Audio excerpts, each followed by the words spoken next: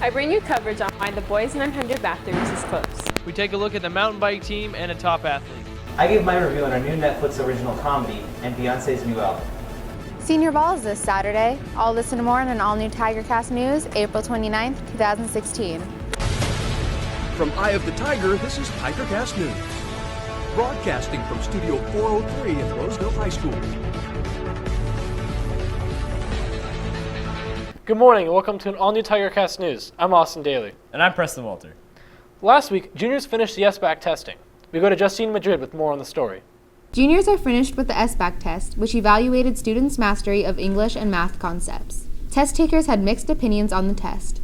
It wasn't difficult, but I wouldn't say it was like super easy. It was just questions that most of them you would have probably known from like freshman year.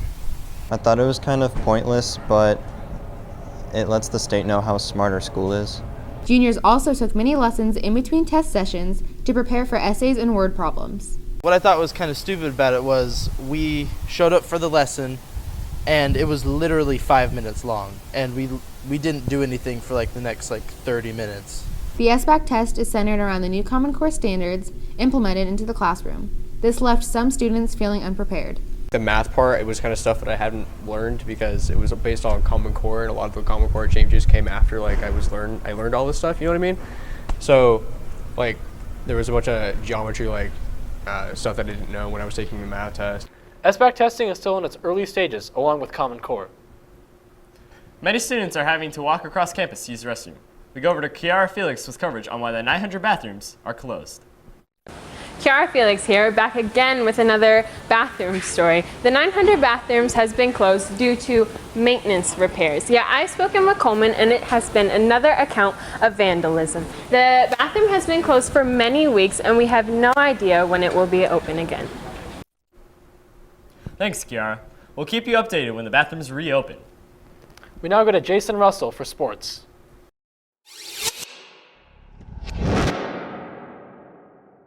Hello and welcome to an all-new edition of TCSN. I'm Jason Russell. The Mountain Bike Club, although officially not a recognized sport at RHS, certainly deserves some credit for the hard work they put in. We go to Sam Toomey with more on the story.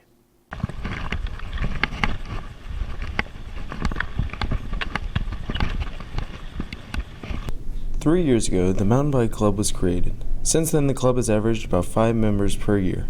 This year is no different, with the club only having 5 members this year. Junior mountain bike rider Munir Zaria talks about the club's size now and where it will be in the future. The league has been pretty consistent in racing with other high schools and stuff, and our team has pretty much average 5 kids every year, and we're hoping to grow that a lot in the upcoming years. Zaria at first wasn't expecting the competitive atmosphere that comes with mountain biking. And at first I thought it would not be we would race against other high school teams, but rather we would just have fun and go out on the trail and go to mountain bike or something. But it's been a really great experience.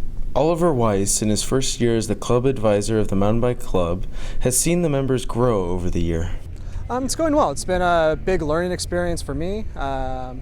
It's been a learning experience for the kids. They've been definitely improving. It's been nice to see the progression in terms of physical abilities from going all the way back from October to now. It's been pretty amazing.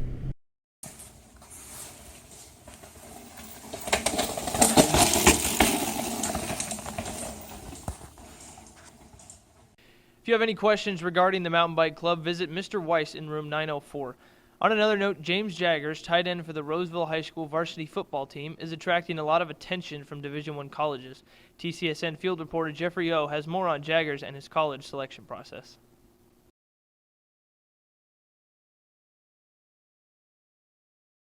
Tight end for Roseville High School's varsity football team, James Jaggers, as of Wednesday, has 19 Division I offers.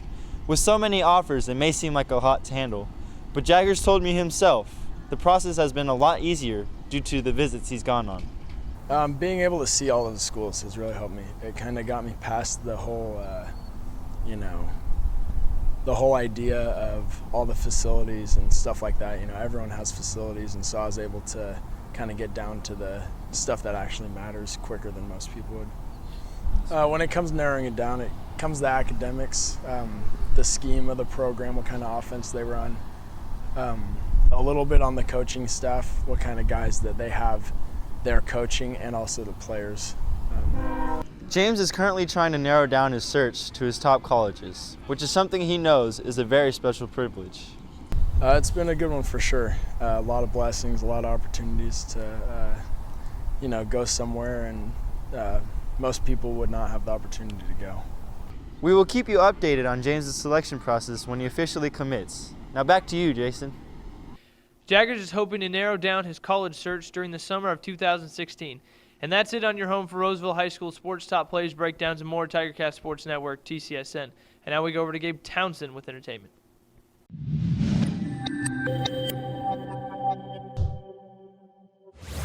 Thanks, Jason. A new Netflix original TV show came out called The Ranch. The show revolves around Colt Bennett, played by Ashton Kutcher, as he returns home to his father's ranch after 15 years of being gone.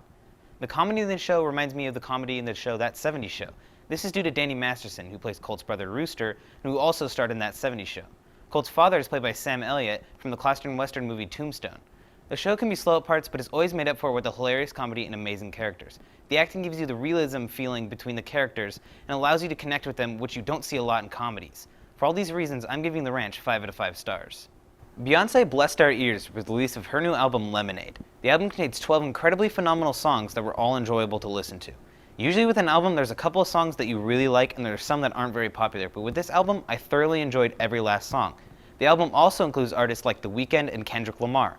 With Beyonce's beautiful voice and the classic Beyonce feel that you get, the songs from this album are sure to go down in history with Halo and Single Ladies. Now we go back to Preston with more news. Thanks, Gabe. Caitlin Pond has an internship at the Monterey Bay Aquarium for the past 2 years. She works at the aquarium to help her prepare for her future job in marine biology.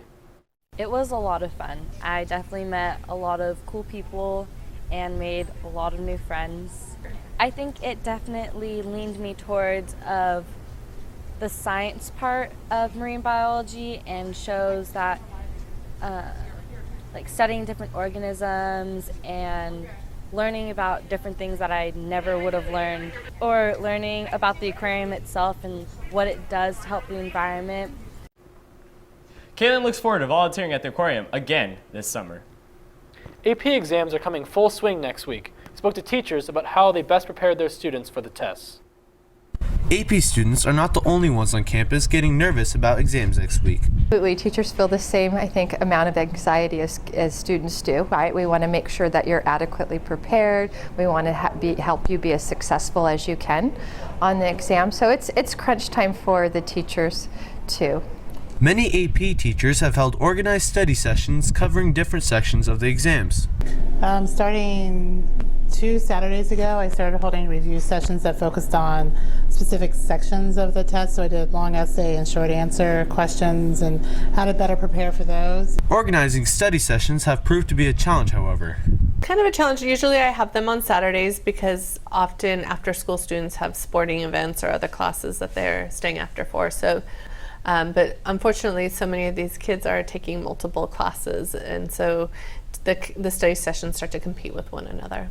Roseville High School junior Andrew Smith believes students should take responsibility in making sure they're prepared for the test. Nervous, but not nervous if I prepare for them. It's like I'm nervous if I'm not doing the things that I need to be doing to prepare for them, but that's my own fault. Not the tests themselves aren't scary, it's just me not preparing for them. With less than a week before the first exam, we asked teachers for some last-minute study tips. The biggest piece is the time management, blocking out specific times to study, especially if you're taking multiple tests, like how much you can do on each test would probably be the smartest thing to do. Just make sure you've gotten a lot of sleep, that you didn't stay up late trying to cram, eat a good breakfast, make sure that you stay alert, and make sure that you keep everything that you're not supposed to bring into the testing room, like cell phones and all that, at home. Once again, here's the schedule for the AP exams next week. As suggested by teachers, all AP students should make sure to stay organized, get sufficient sleep, and maintain a healthy diet to best deal with possible stress next week. That's it for us today on TigerCast News. And remember, we're always on at tigernews.com. See you next time.